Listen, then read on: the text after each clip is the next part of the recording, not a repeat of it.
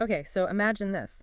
You get whisked away to this, like, private island, and suddenly you're face to face with someone offering what might be a huge life change. Yeah, it's quite the setup. That's really where our deep dive kicks off today. We're looking at the very beginning of something called the 5 a.m. method. Right, as experienced by these two people who, well, they just found themselves in this pretty wild situation. Exactly. So our sources for this are excerpts, basically detailing their first brush with this idea. And it's all guided by this billionaire character who's, well, he's not your typical billionaire. Definitely not. So our mission here, it's really to unpack this initial introduction. What's the core idea? What's the potential impact based on what the billionaire says and, how the others react? And what strikes you right away, I think, is the atmosphere he creates. It's not some stuffy office, right? It's the seaside place. Yeah, a sanctuary. And the billionaire himself. He's got this high energy, grease them warmly, and then there's that T-shirt. Oh, yeah, the t-shirt quote, "No idea works until you do the work." Exactly. It sets up this interesting contrast, doesn't it? Here's this incredibly wealthy guy basically saying it all comes down to putting in the effort. It's a fascinating paradox from the get-go. It really is, and it feels deliberate, the bare feet, the cap on backward, this kind of disarming smile. And then almost out of nowhere, this white dove just hangs there for a moment. It's a bit surreal. Totally. It's this mix of like down to earth and something else entirely. And the hug he gives them, plus his whole take on money just amplifying who you already are. It paints a picture of someone who's maybe found a different path to success or fulfillment. And you get these little clues about his background, right? Like being raised on a farm before moving out to Southern California. Hmm.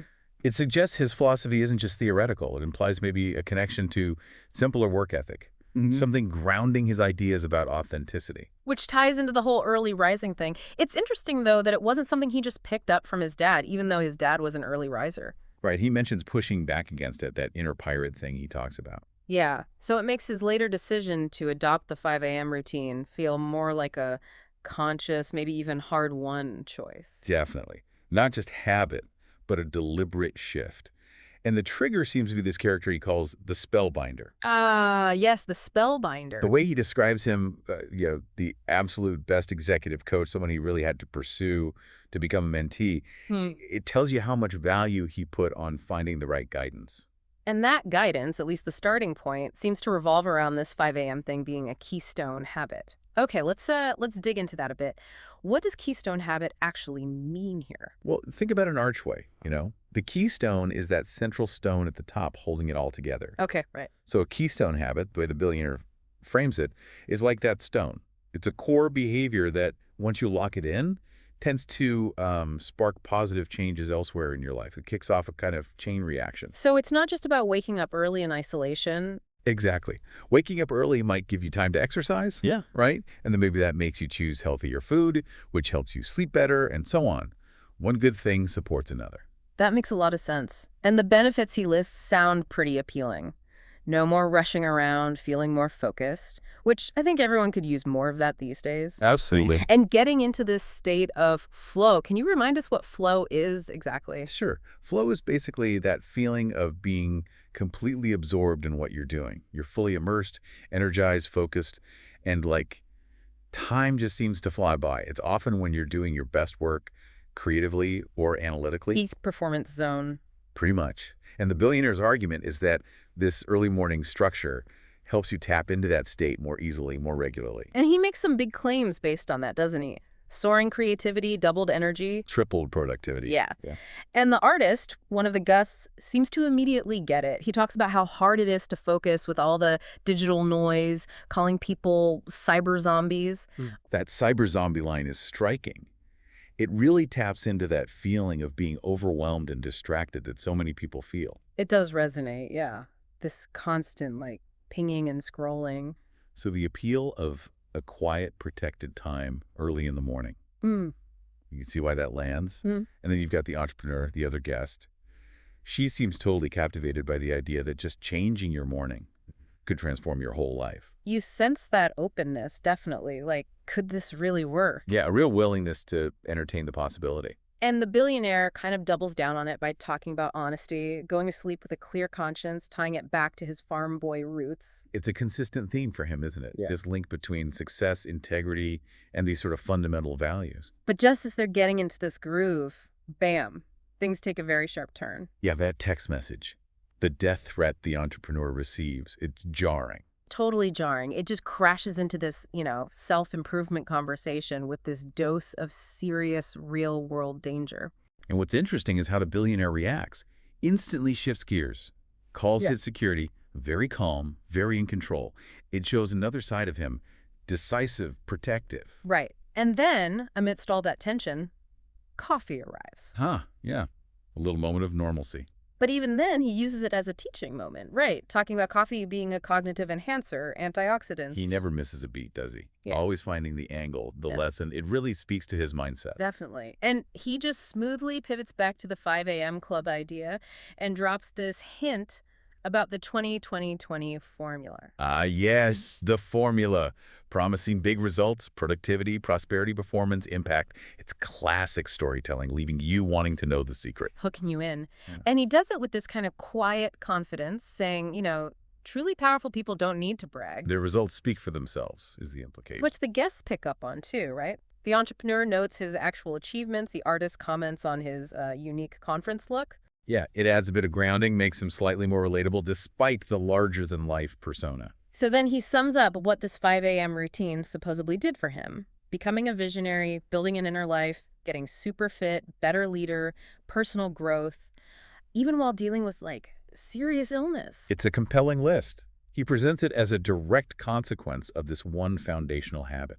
But the drama isn't over. We shift scenes to the entrepreneur later that night, and at this really specific time, 3:33 a.m. Yeah, kind of an unnerving time. Right. She gets woken up by this loud bang on the door. Then silence. Then more knocking, insistent. It really ramps up the tension. It definitely changes the mood again. Back to suspense, unease. In this encounter she has, or thinks she has, with this bald guy holding a photo of her dead father, making threats, showing a knife. It's incredibly scary. A real nightmare scenario, Yeah. literally playing on the threat she received earlier. Her fear feels palpable. But then it shifts again. The artist is knocking gently, and she wakes up. It was a nightmare. Thank goodness. But wow, what a nightmare.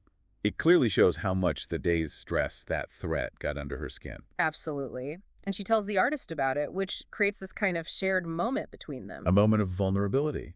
And then the artist shares his own weird dream. Right. About being a kid who wanted to be a giant and a pirate. Yeah, this really imaginative kid. And how teachers, parents kind of discouraged it, told him to be more realistic. It's quite sad, actually. He talks about feeling pressured to just fit in, to let go of those unique dreams. And in his dream, he sees himself grown up as this, ordinary bookkeeper. And he feels this sense of regret, loss, like he traded his vibrant self for something mundane. A powerful metaphor, really, for how easily we can sort of bury our passions under layers of practicality. It really is. But then in the dream, he reclaims it. He remembers he is the giant and the pirate. Yeah. It's like an awakening. And that dream seems to fuel this new resolve in him. He decides he's done putting off doing amazing work, done postponing living a fuller life. Yeah. Both their dreams, hers, terrifying, and his revealing, acted as these internal wake-up calls. Triggered perhaps by the whole day, the billionaire's talk, the intensity of it all. Quite possibly. And the scene ends with that quiet moment, the artist kissing her forehead. A simple gesture, but it feels like it seals something between them, a shared understanding maybe. Yeah, a sense of connection after navigating some intense internal stuff. So wrapping up this first look, this initial dive, Yeah. we've met this really intriguing billionaire figure. Unconventional is putting it mildly. Right. And we've heard his strong pitch for early rising, introduced this influential spellbinder, and got the concept of keystone habits, plus the teaser for the 20-20-20 formula. But it wasn't just a motivational seminar, was it? That sudden danger, the death threat, really threw a curveball. Absolutely. And then these unsettling dream sequences for both guests. It adds this whole other layer of suspense and, frankly, makes you wonder how this personal development journey is going to play out against these real-world pressures and inner demons. It leaves you hanging, for sure. And maybe that leaves you, the listener, With something to think about, too. What potential keystone habits might be lurking in your own life? Those small shifts that could maybe set off a bigger positive cascade. Or thinking about those dreams. Yeah. What aspirations or parts of yourself might you have put on a shelf, under the weight of being realistic? This first part of our deep dive into the 5 a.m. method, it's definitely raised a lot of questions. Yeah, the journey to understand it feels like it's only just begun.